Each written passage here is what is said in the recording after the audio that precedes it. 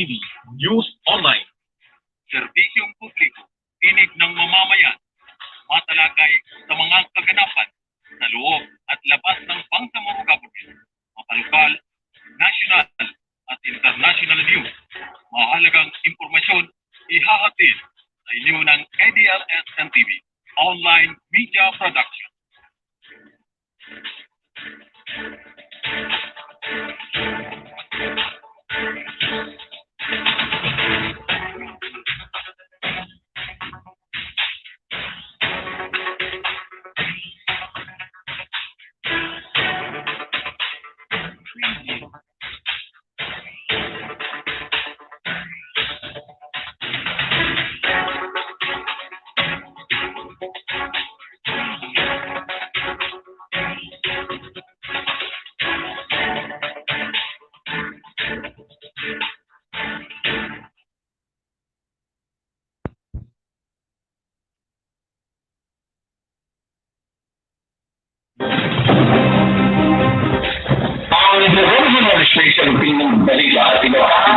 Ay tumatalakay sa mga isupang kasalukuyan at napapanahon.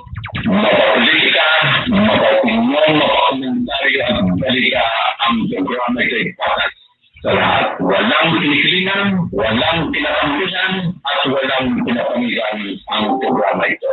Ang programa ito ay public service sa kahanginan at trabaho lamang.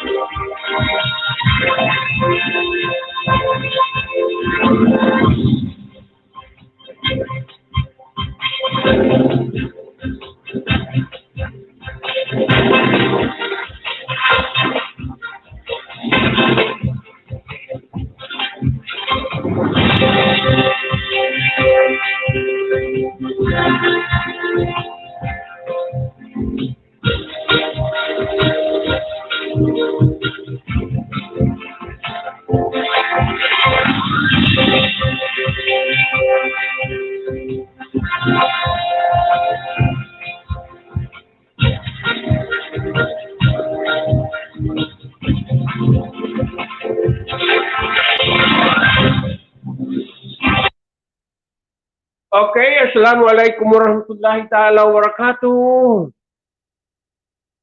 Okay, mga kabangsamoro, outside Bangsamoro mga kababayan, mga kapakinig. Okay, ang takdang oras natin ngayon at think of the time.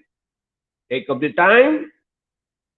Mag-alas 7, alas 6:59 na po.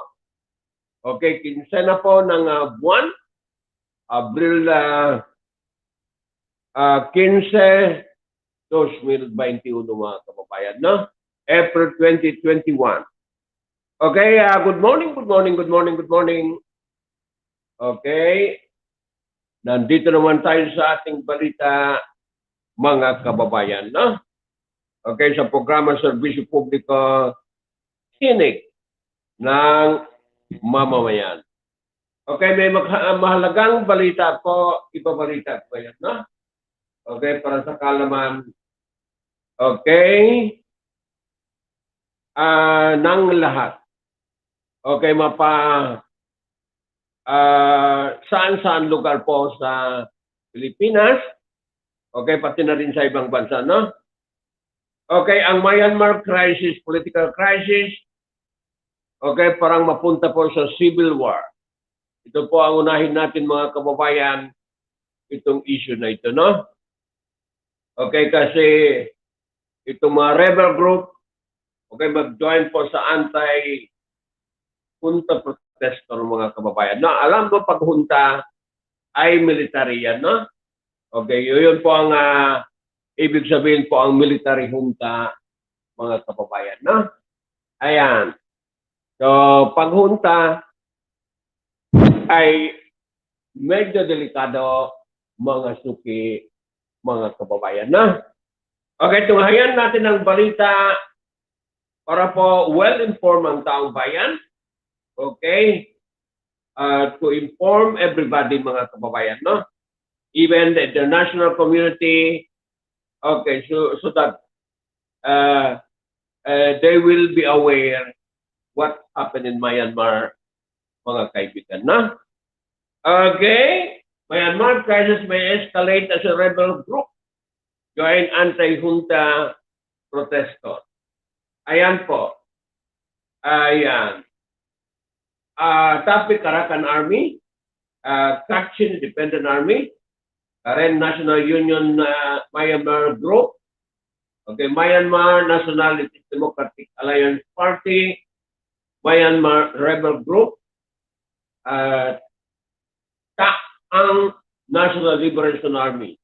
So magkaisa po mga kababayan na, ayan, with a major ethnic armed group vowing to resist the military deadly crackdown, and Myanmar is on the coups. On the coups mga kababayan, no? Cups or coups, CUSP, of civil war and further violence. Okay, coups. Hanapin nyo sa dictionary mga kabayan, no? CUSP. Okay? Ay sinulat po ng kaibigan natin si Umar Jamal. Ito nga source of information natin. Isang writer po Malaysian mga kababayan, no? Okay, many of the Myanmar rebel group have thrown their weight behind anti-junta protester as violence intensifies across the country. Some of the major armed groups have warned that they will be forced to fight back if the junta doesn't stop killing the protesters. Civilian po ang binabanatan mga kababayan, na. Ayan. Myanmar rebel groups represent thousands of fighters, okay, through fighting. Has already broken out between the some of the armed group. Analysts warn that there is a risk of a civil war if ethnic armed group mount an organized rebellion against the military in support of the anti-coup protester. Bitin natin po ang mga nakikinig sa umaga nito. Balikan natin po ang report ito. Crisis politika sa Myanmar, no? Andali na.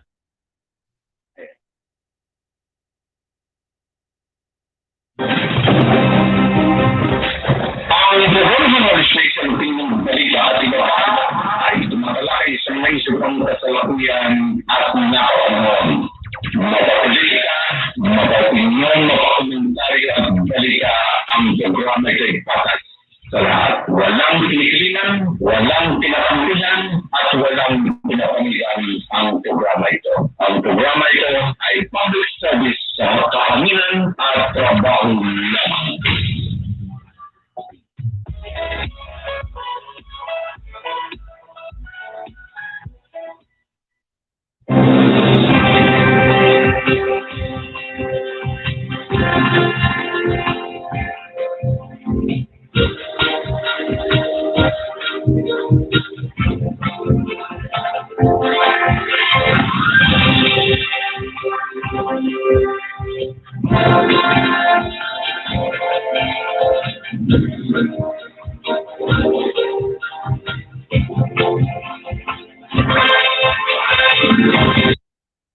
Okay, tuloy natin ang balita who are Myanmar's ethnic armed group. Okay, basahin natin mga kabayan, no? Though 68% of the Myanmar population, okay, belong the majority farmer ethnic group. Farmer. Okay. The country is home to over 100 ethnic minorities. For decades, some of this ethnic minority group have waged armed struggle for self-determination, and the Federal Union promised them at the country's independence. Ayan po mga kababayan na. Okay. Ayan. Okay, according to some estimates, roughly 1/3 of the Myanmar territory is controlled by 20% major armed group, 20%, no? Okay. The United State Army alone has around 25,000 fighters. Marami, no? Okay, sa MLFA, mga 40,000 po mahigit lang, no? Okay, so malaking quantity, no? Making it one of the most powerful militias globally. Okay, the other group that poses a serious challenge to Myanmar, military or central government, include the Kachin Independent Army, KIA. Okay, the current National Union, KNU, and the National Liberation Army, the Arakan Army, and the Myanmar Nationalities, and the Nationalities, Myanmar Nationalities Democratic Alliance Army, no? So, hati-hati itong mga, okay, bansa ito mga kababayan, mga no? Hati-hati. Okay, for decades, Myanmar powerful military has responded to any call for self-determination and autonomy.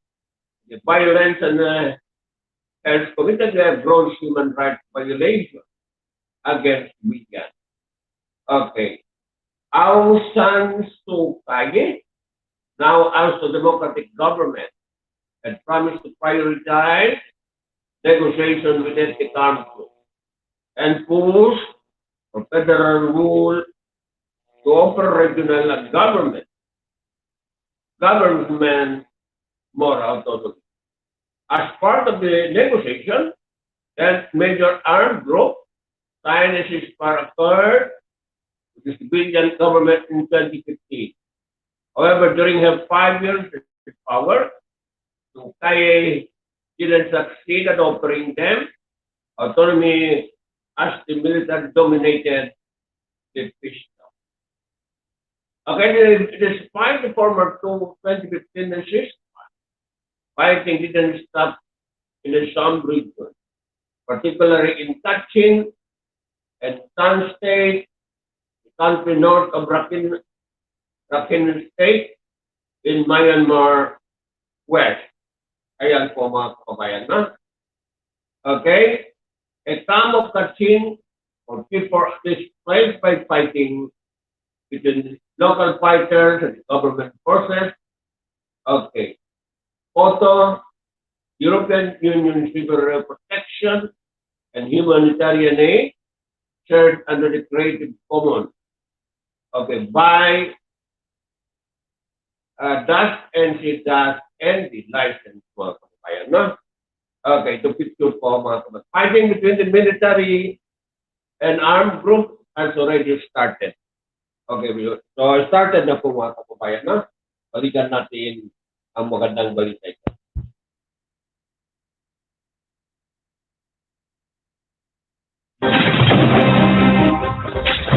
Ang original station pinagbalita at iba pa ay tumatalakay sa may subang kasalukuyan at nakapanahon.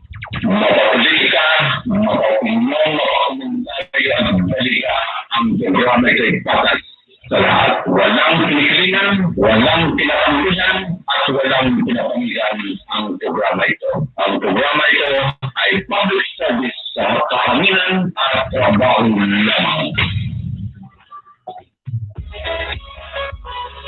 Okay, saka na natin pa-review itong news ng gandang platform ko, no? Ang gandang platform ko ngayon mga suking mga bayan, no? Invest na. Liwanag po mga kababayan ang ating platform ngayon, no? Ayan. Doon po ang marunong po sa IT. Ayan po mga kababayan, mga suking, no? Kahit ay nahack ako sa Facebook, pero naka-recover din pa mga kababayan ng mga platform naman. Tingnan natin po ang sunod na balita ito, no? Okay, fighting between the military and armed group has already started since 2 on February 1. Some of the country's major armed groups have already been thrown into fighting. The military once again, the KNU, current state recently said that it is responding to public appeals for her by demobilizing the fighter to protect protesters. The group has said that its troops are confronting the military in multiple areas. Last month, the military launched airstrike on a KNU areas reported killed 6 civilians. This is the first aerial attack by the military on KNU-controlled territory in more than 20 years. The attack came amid report that the KNU fighters killed the Myanmar military soldiers. The rest of the around 8 in an ambush on military outposts in the country's north. The KIA has carried out a similar attack against the military. Balikan natin po ang magandang balita, no? Ayan.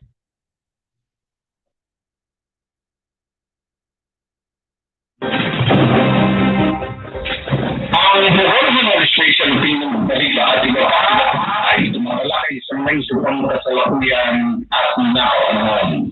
Mapapolitika, mapapinong, mapakomentaryo at balita ang programa ito'y patas sa lahat. Walang pinikilingan, walang pinakampihan at walang pinapamigan ang programa ito. Ang programa ito ay public service sa kahanginan at trabaho lamang. Okay, advisor po natin na tikinig, no? Okay, pakisubscribe naman ng programa natin. Libre lang naman na po mga kababayan, no? Okay, sa lahat ng nakikinig, ayan, subscribe po mga kababayan, no? Meron button dyan subscribe, ay pakisubscribe lang po mga kababayan, ay para naman, okay, makakuha ng mga maka-rate din ng inyong mga taga-subaybay din sa inyong mga page, no? Okay, subscribe lang. Okay, yun lang ang technique. Like and subscribe ang gagawin nyo mga kabayan. Yun lang ang participation nyo eh. Hindi po rin naman kayo makinig sa news. Okay, armed group have said that their ceasefire with the military are over and have rejected call for a new negotiation on April 4. Yet a 10 ethnic group that were signatories 2015 ceasefire meet virtually, formulate a plan to hold the military accountable. I would like to state that the 10 armed group firmly stand with the people who are demanding the end of a dictatorship, said the General Yahweh Sir, chairs of the Restoration Council of Sun State. Again, country many civilian leaders have gone into hiding a third plan form a national unity government with its promise to offer ethnic group heroes. Already, an interim federal constitution has been drafted in consultation with the ethnic group, and plans are in place to raise a federal army to replace the military. Ayan. Okay, the international community failed to take action. Of course, unavoidable all-out civil war and a more bloody day and more blood week and more bloody month awaits ahead for us, Dr. Santos said. International envoy, civilian government, representative body by the committee representing ay payin daong to silutao.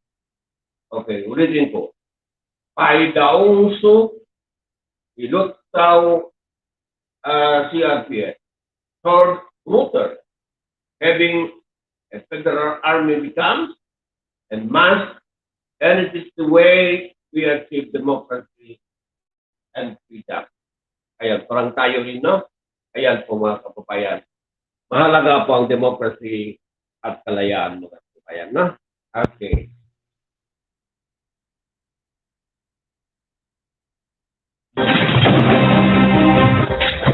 Ang original station ng balita at iba ay tumatalakay sa mga isupang kasalukuyan at napapanahon.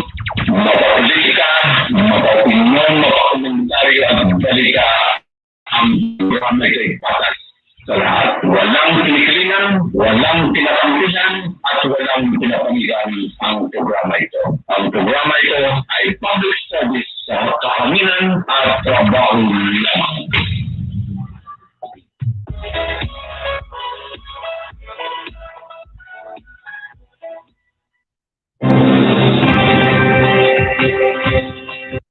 Okay, civil war loom if the rebel group follow through under threat. May threat mga kababayan, no? Threat. Analysts believe that the total number of fighters among the Myanmar ethnic armed groups stand at around 75,000. No? Malaki ito, no? Okay, big forces. Okay? It's enough to put the military under pressure, fighting breakout on a multiple front. Okay, if the Kachin, Ren, Shan, and maybe Rakhine insurgents were to engage in our military operation, however loosely coordinated, at the same time, there is an increase in violence in the heartland that Katmadaw would face a huge problem, said Anthony Davis, who is a security analyst with a British-based intelligence company. One of the factors that may help getting the armed group is if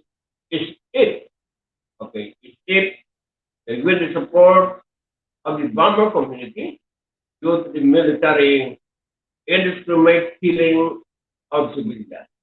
The junta increasingly violent tactic group, of course, and men in farmer community to contend with the violence that some ethnic minorities have endured in the past.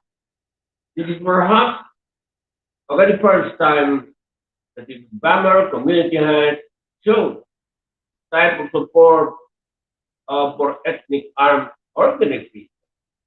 The major state farmer politicians are also showing a support for the armed group by offering them a legal cover. Okay.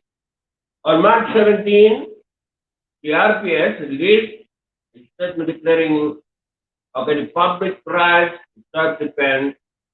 On March 20, the CRP has removed our ethnic armed revolutionary organization from the list of a terrorist group and on global organization offering them legal support and legitimizing recruitment for this group.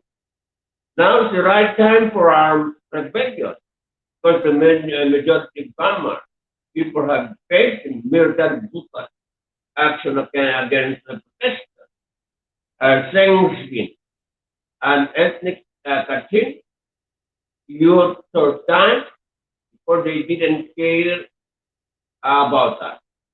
And sometimes even supported the Tatmada.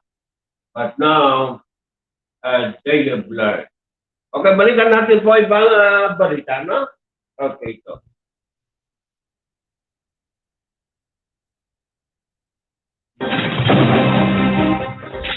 Ang Bureau Administration pinagbalita at iba ay tumatalakay sa may subang kasalukuyan at nakapanahon. Mapapolitika, mapapinyon, mapakomentaryo at balita ang programa ay patas sa lahat. Walang pinikilingan, walang pinakampihan at walang pinapamigan ang programa ito. Ang programa ito ay public service sa kahanginan at trabaho lamang.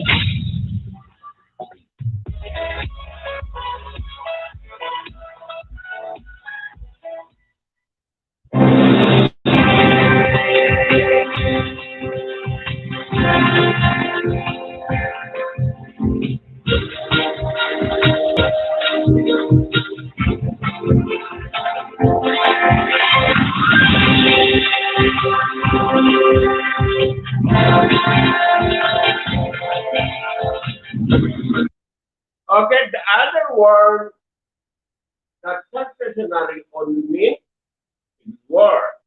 And more God said, the other hand, okay, the junta does not want to give in. And on the other hand, demonstrators were largely peaceful until now are tempted to call for help, okay, from the armed rebel group to protect themselves. They will not heard of the International Federation for Human Rights. Okay, PIDS, her South China Morning Post. Ayan po mga kababayan na. There is a distinct possibility of a mass demonstration as getting into a civil war, in interstate war, interstate war, the Morgan Besser, a lecturer at Australia's Griffith University in Bangkok. He gave sometime forced nature Myanmar border along the path. That the armed ethnic group are a subject to state authority likely that the crisis will approach international border. Ayan po mga kababayan, no? So diyan po nagtatapos ang balita po tungkol sa Myanmar, no? Okay, papunta ata sa crisis, okay, ng civil war.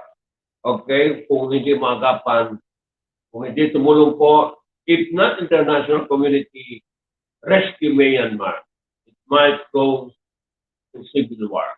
Okay, malakihan ang kaguluhan po mga kababayan. Okay, kasi magsama-sama po yung mga rebelde against the junta military of Myanmar, no? Ayan. Okay. Ayan. Balikan po natin ang ibang balita, no? Ang take of the time natin, alas 7:25 na po, mga tagapakinig. Ayan. I-continue lang natin, no?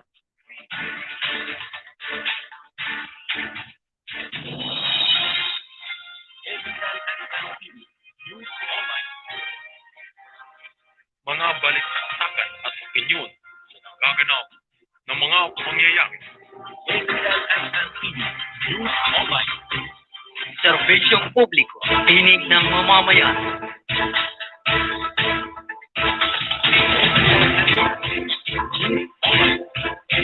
Serbisyong publiko, tinig ng mamamayan.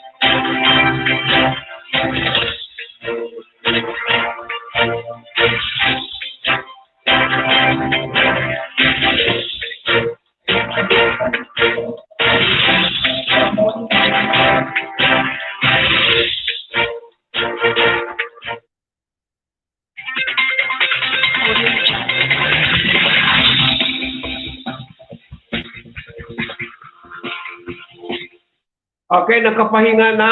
Puntahan natin po ang susunod na balita, no? Yung mahalagang balita, no? Sabi po ni Antonio Carpio po, mga former senior Supreme Court member, mga ka-justice, no?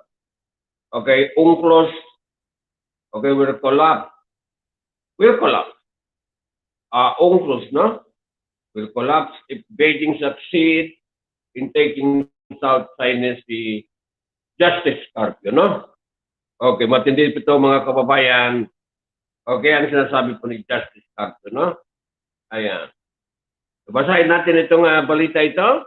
Manila, Philippines, United Nations Convention on the Law of the Sea, an international treaty drafted in 1982, will collapse if China succeeds in the taking over the rest of the South China Sea.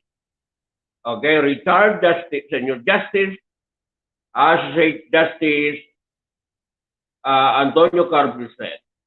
Speaking on a virtual forum organized by strat-based ADRI. Wednesday, Carbio noted how Beijing has sought to use the right-to-matter concept in the South China Sea, in glaring violation of UNCLOS. China is enforcing its claim of charging compulsory dispute settlement mechanism of UNCLOS by authorizing its Coast Guard to fire on foreign vessels fishing in the high seas or in their own exclusive economic zone, hundreds of nautical miles from China on exclusive economic zone, Carpio said. China continues to reject July 2016 ruling of an UNCLOS-backed tribunal that invalidated the 9-dash line claim over the South China Sea, including the West Philippine Sea. With China's growing presence in the South China Sea, Carpio said, nations of the world must unite to prevent Beijing from ending a rule-based maritime order. The region has to start another arm raised among coastal states. Ayan po mga kababayan na. Ayan. So, continuous natin ang balita. Sandali lang.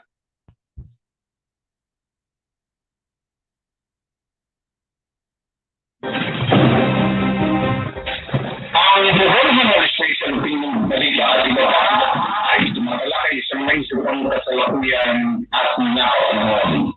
Mapapolitika, mapapinyon, mapakomentaryo at balita ang programa ay patas sa lahat. Walang kinikilingan, walang pinapangkilan, at walang pinapamigan ang programa ito. Ang programa ito ay public service sa kahanginan at trabaho lamang.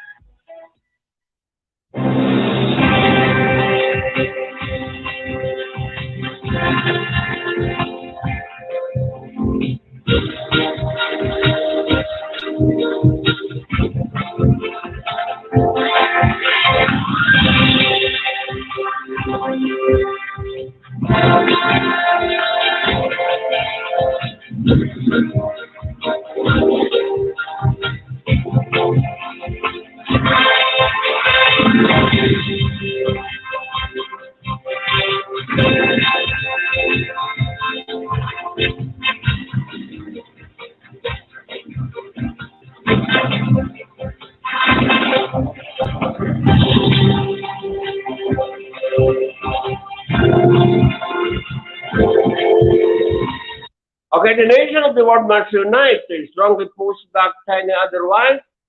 If China succeeds in taking the South China Sea or in making the South China Sea its own national plate, denying the application of UNCLOS, the South China Sea, the UNCLOS will collapse. Rather, Navy of Power also says their new seas as their own possession. Carpio added. Revival foreign policy didn't manhit. President of the strat-based ADRI, meanwhile called on the Duterte administration to repivot its foreign policy stance. Manhit said the country's foreign policy should focus on national sovereignty, territorial integrity, national interest, where prime duty is to serve and protect the people as a state in the 1987 Constitution. Okay. We support for the move to forge stronger ties with the regional partner and allies, maintaining a regional peace and stability through joint effort of maritime patrol and military exercises, Manhit said in same forum. Earlier Wednesday Foreign Affairs Secretary Teodoro Tediboy Locsin Jr. ordered the Department of Foreign Affairs to fire another diplomatic protest after the National Task Force on the West Philippine Sea, NTF, DAS WPS, reported that 240 Chinese maritime militia vessels remain in the territorial water of Kalayaan in Palawan as of April 11. Okay, just last week, the Philippines started filing a daily diplomatic protest for every day of delay the China refuses, okay, to withdraw its vessel in the area. Despite the daily diplomatic protest, the National Task Force West Philippine Sea said the reported maritime militia vessels are dispersed at the Pagkakaisa Union Bank and Pagasa Tito Island. The Chinese warship from the People Liberation Army Navy were also seen on Beijing Big Tree Island, Maniban, Mischief, Kagitingan, Pire Cross, and Samora Subiri, which the National Task Force that's West Philippine Sea described as contributing to the militarization of the area. Okay, the continuous swarming of Chinese vessels poses a threat to the safety of navigation, safety of life at sea, and impede the exclusive right of Filipinos to benefit from the marine wealth in the exclusive economic zone, the National Task Force that's West Philippine Sea. Ayan po mga kababayan, no? So yan po ang mga opinion po ng mga dating maestrado. Itong si Antonio Carpio po mga kababayan, problema dyan po sa mga disputed areas niyan sa West Philippine Sea at saka South China Sea. No? Okay, kung hindi maayos itong close, ay maaari po itong mag-collapse mga kababayan, mga susi natin. No? Okay.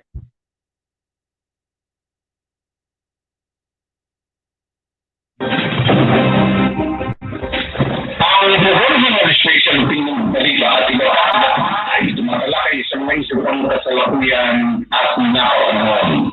Mapapolitika, mapapinyon, mapakomentaryo at balita ang programa ito'y patas sa lahat. Walang pinikilingan, walang pinakampihan, at walang pinapamigan ang programa ito. Ang programa ito ay public service sa kahaminan at trabaho lamang.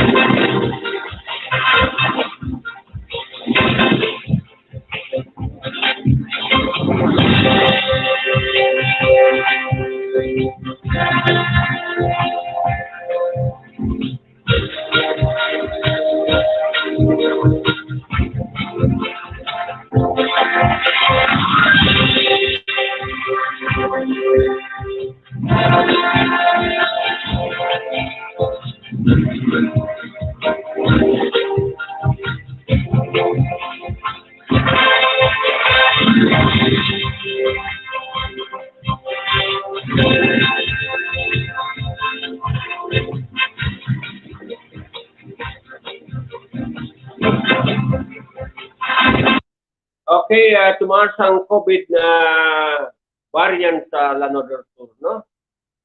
Ayon ito sa balita ito, 41 new cases in Lanao del Sur. Kids safe in the province, mga kabayan, no? Okay, so kailangan natin medyo mag-ingat po. Ayan. Dito po sa problema po ng COVID-19, mga kababayan, no? Ayan. Kailangan natin medyo, okay.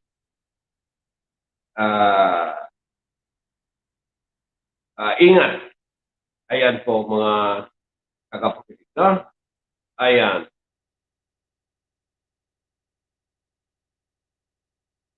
Okay, galing po sa Armed Forces of the Philippines, no? Okay, ano ito?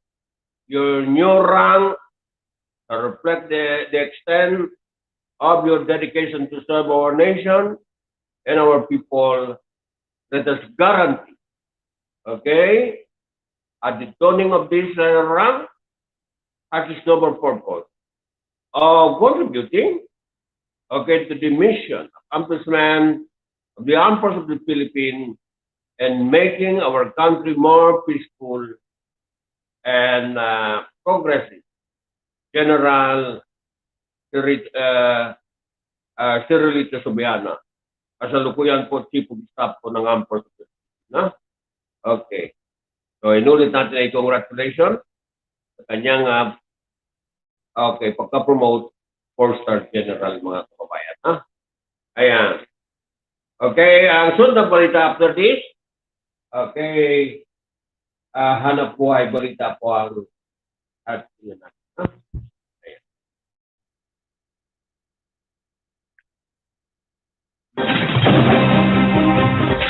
Ang Bureau ng Registration ng balita at iba ay tumatalakay sa mga isupang kasalukuyan at napapanahon. Mapapolitika, mapapinyon, mapakomentaryo at balita ang programa ay patas. Sa lahat, walang pinikilingan, walang pinakampihan, at walang pinapamihan ang programa ito. Ang programa ito ay public service sa kahanginan at trabaho lamang.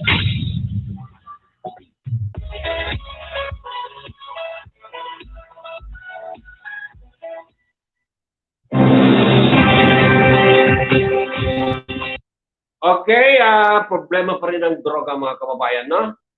Okay, na-identify itong si Abdurrahman Buitan, mga kababayan, no? Okay, 2.4 million worth of sabunet in Manila, no? Okay, so, mabigat pa rin po ang negosyo ng shabu. Okay, katulad sinabi ko, ay hanap buhay po ang shortage nata sa rubber, no? Ang basahin natin. Okay, ano yun?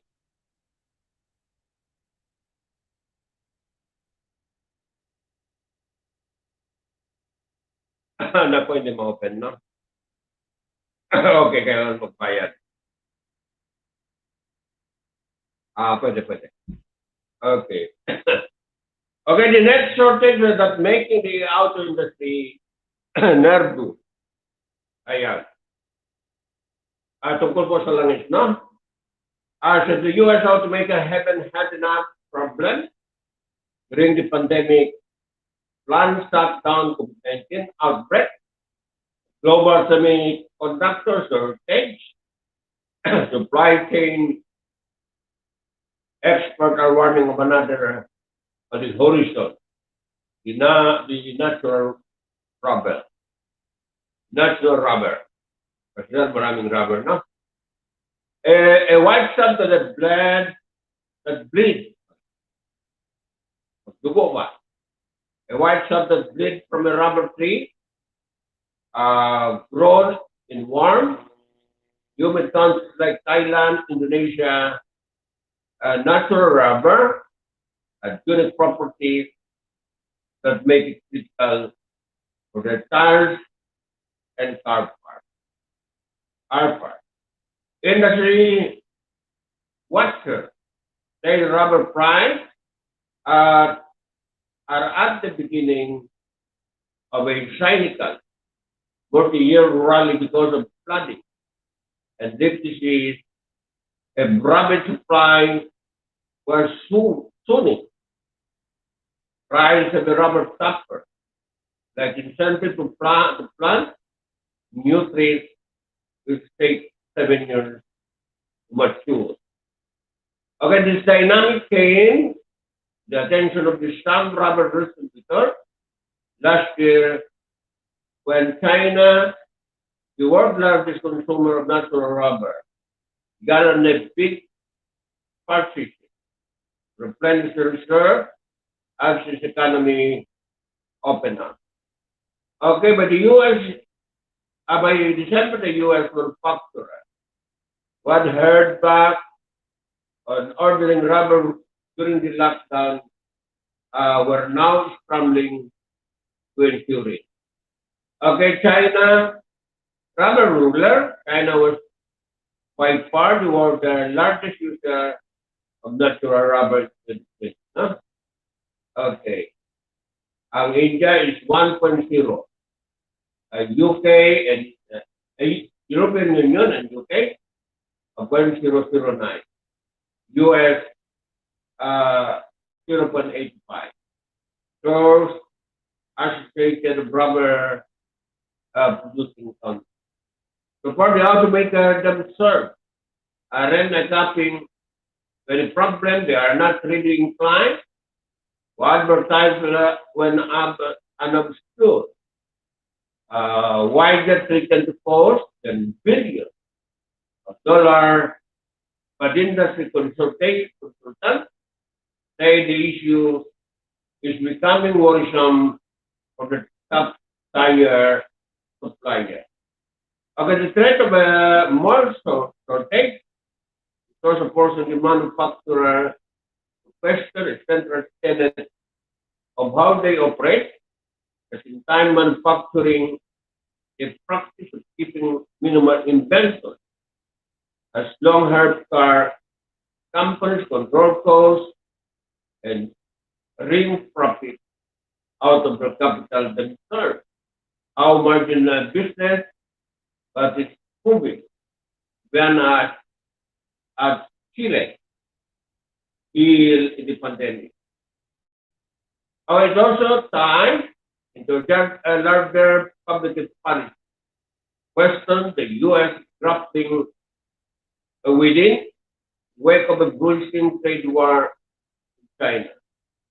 A nightmarish healthcare equipment shortages when the coronavirus went worldwide. Okay, if you look at the $1 trillion COVID-19 was that, a big chunk of that could have been mitigated by millions of dollars of supply chain investment that Dan Pickenstadt, a professor at the Naval Graduate School, Defense Management in Monterey, California. So yan po ang pinaka-problema po sa rubber industry mga kababayan. Okay.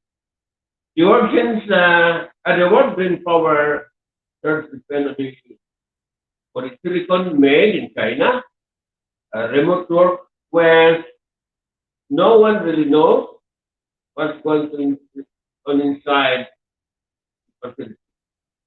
Okay, read our picture by Dan Morta. Column Morton James and Megan and Brian X.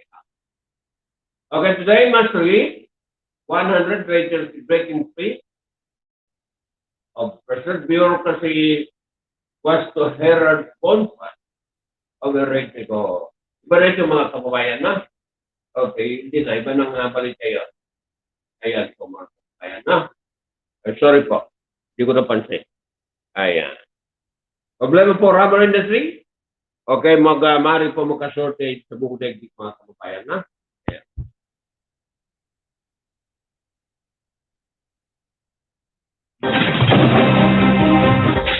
Ang original station pinagbalita at iba pa ay tumatalakay sa may subang kasalukuyan at nakapanahon. Mapapolitika, mapapinyon, mapakomentaryo at balita ang programa ay patas. Sa lahat, walang pinikilingan, walang pinakampihan, at walang pinapamihan ang programa ito. Ang programa ito ay public service sa kahanginan at trabaho lamang.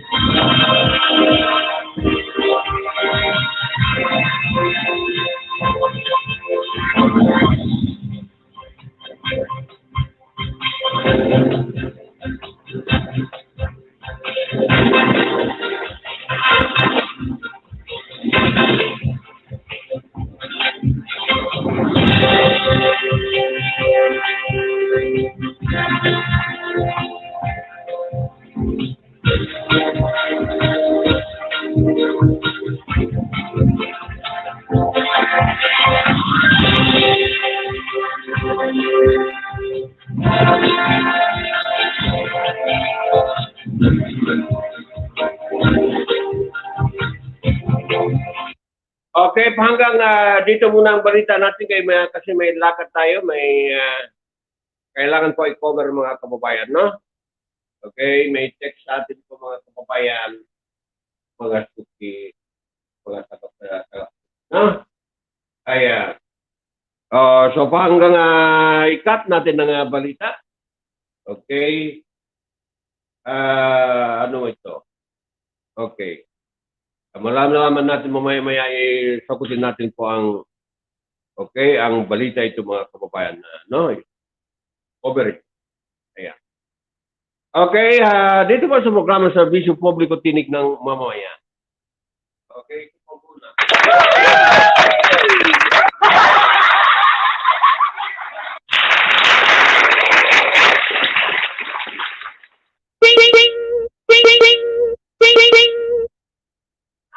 I like it, I love it, I want some more of it.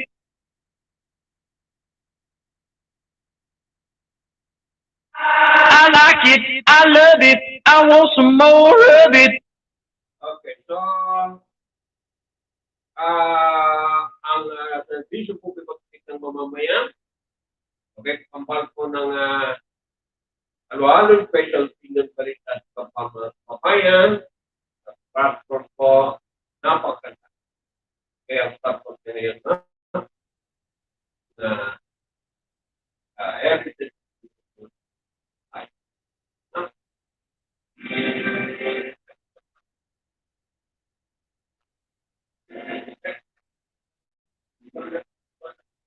Okay, ito muna, no? Okay, kasi live naman yun. Ayan. Okay, ang unang balita ko po itong problema po sa Myanmar, karoon nata ng civil war, hindi po makapan. Ay, itong magkaisa po ng mga grupo po, armed group, okay, ay tinatawag po mga rebels. Okay, sa kanila po. Humingi na po ng kanilang karapatan or art. Okay. No? Ayan. So, kung hindi yan maagapan, maaari po magkaroon po ng security crime. Ang bayan po, naisip po ng bayan po. No? Ayan. Problema po ang kanilang take over po ng military, maging military support no? Dictator. Ayan. Ayan. At then itong oath. Kasi nasabi po ni senior justice, former justice, so ito pa po sa mga kapayan. Wala na. Kasi in-honor po ng ang mga batas. Ano mag-honor ito siyang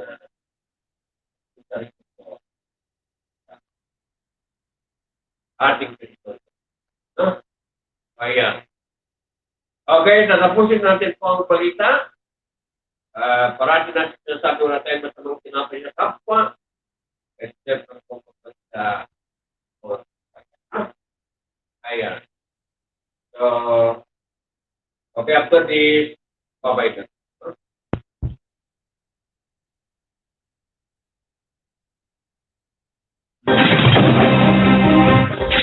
Ang National Station Premium Balita at iba pa ay tumatalakay sa mga isyu pang kasalukuyan at nakapanahon. Mapapolitika, mapaopinyon, mapakomentary at balita ang programa ay patas. Sa lahat, walang pinikilingan, walang pinakampihan, at walang pinapamigan ang programa ito. Ang programa ito ay public service sa kahanginan at trabaho lamang.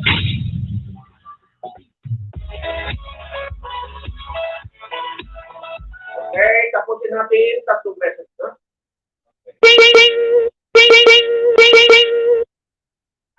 I like it, I love it, I want some more of it. I like it, I love it, I want some more of it. I like it, I love it, I want some more of it. Mm.